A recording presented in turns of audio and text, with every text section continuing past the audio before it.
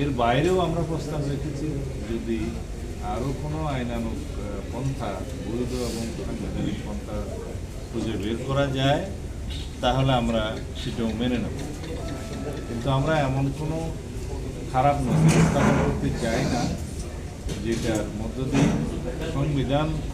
সংবিধানের সংশোধনী আনায়নের জন্য কোনো এক্সট্রা কনস্টিটিউশনাল অর্ডার বা স্পেশাল কনস্টিটিউশনাল অর্ডার বা প্রোক্লেমেশনের মধ্য দিয়ে আইনি পন্থার বাইরে সংবিধান সংশোধনের পরিবর্তনের কোনো নজির সৃষ্টি হোক, সেটা আমরা চাই না।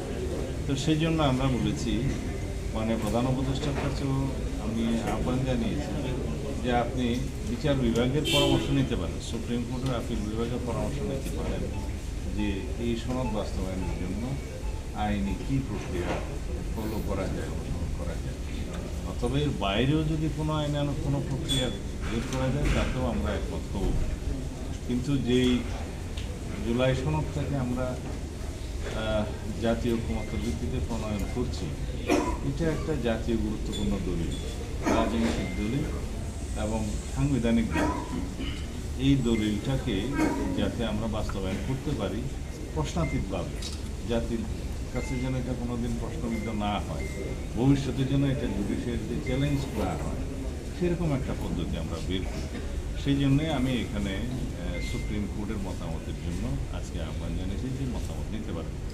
এবং দ্বিতীয় মতামত দিয়েছি মাননীয় প্রধান উপদেষ্টা আপনি নিজের দরকার হলে ছোটো ছোটো মিটিং করে রাজনৈতিক দল সমূহের সাথে কীভাবে এটা বাস্তবায়ন করা যায় সেই বিষয়ে আপনি ঐক্যমত্যে আনতে পারেন, সেই এখতিয়ার আপনার আছে। আপনি আহ্বান জানালে আমরা সবসময় আসবো।